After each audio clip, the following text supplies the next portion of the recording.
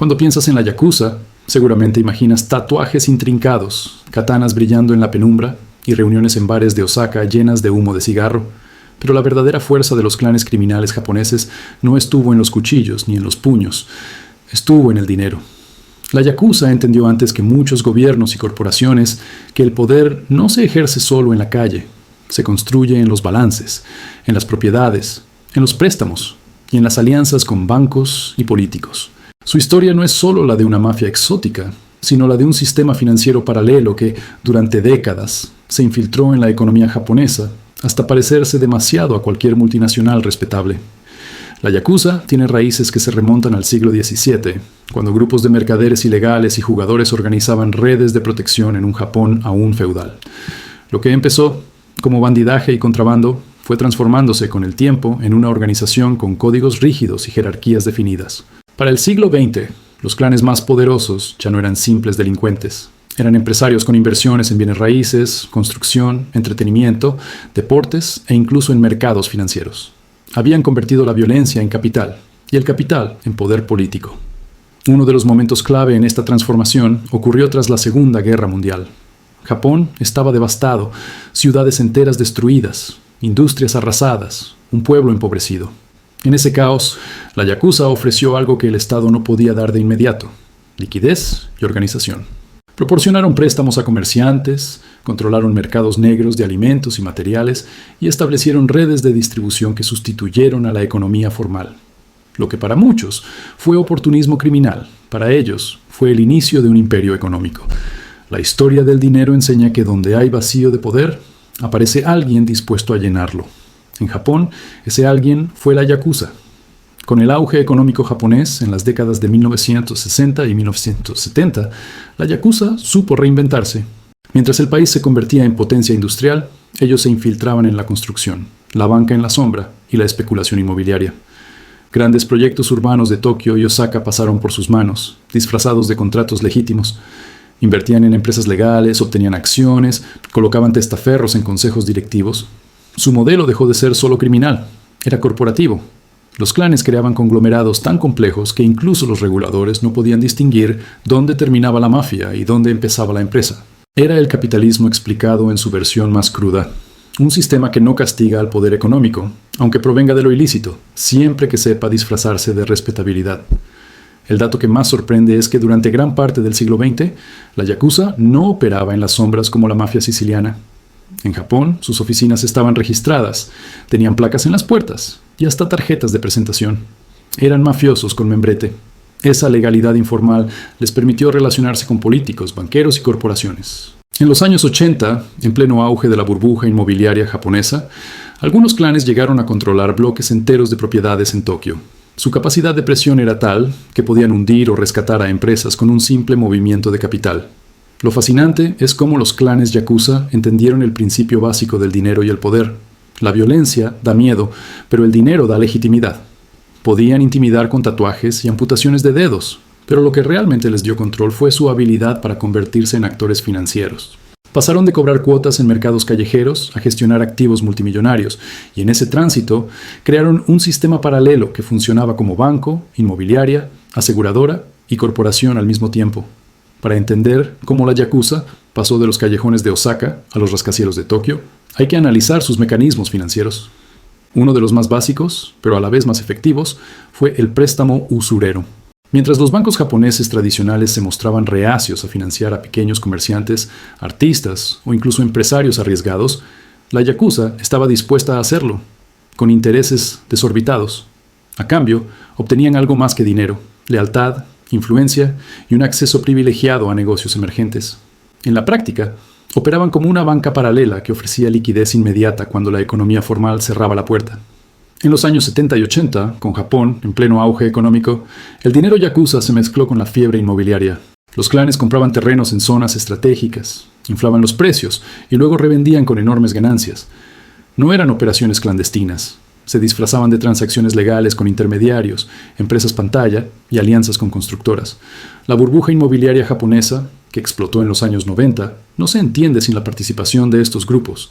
Mientras el ciudadano común veía cómo los precios de la vivienda se volvían inaccesibles, la yakuza se enriquecía especulando con el suelo urbano. Es un recordatorio de cómo el capitalismo explicado puede ser manipulado. Los mismos mecanismos que usa una corporación legítima pueden ser utilizados por un clan criminal, siempre que se tenga el capital y los contactos adecuados. Pero la infiltración no se limitó al ladrillo. La yakuza también entró en la bolsa de valores.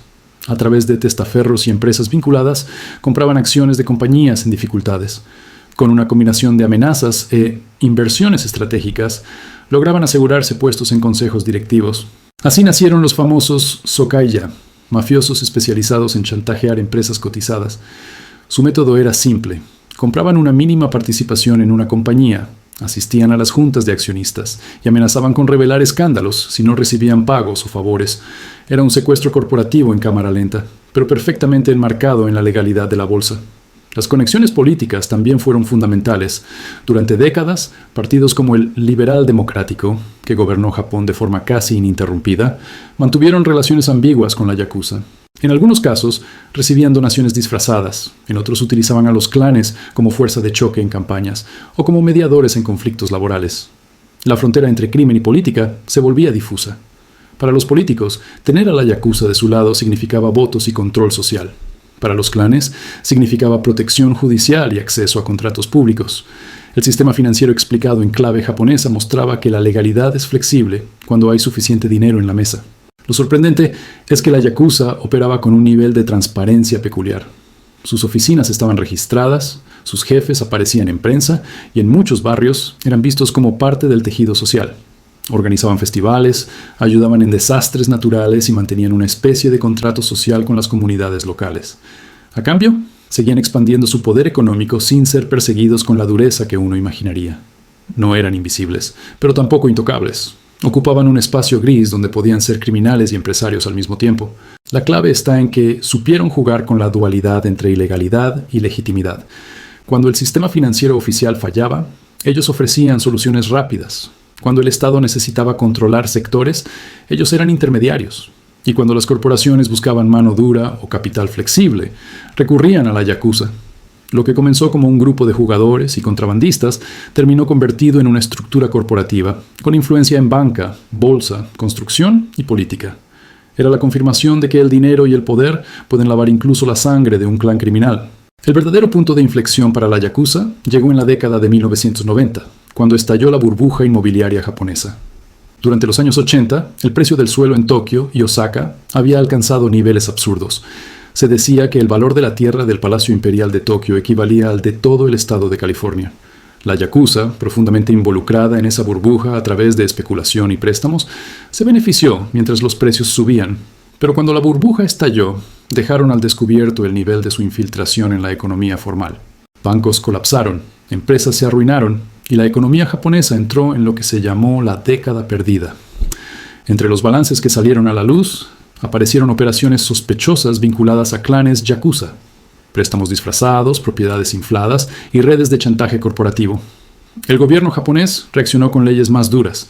A partir de los 90, se aprobaron regulaciones específicas para perseguir el lavado de dinero y limitar la capacidad de la yakuza de participar en negocios legales. Grandes bancos fueron presionados para cortar relaciones con ellos, y muchas corporaciones empezaron a implementar políticas de tolerancia cero. Pero la yakuza no desapareció, se adaptó. Redujeron la visibilidad de sus oficinas, diversificaron hacia mercados globales y se apoyaron más en empresas pantalla.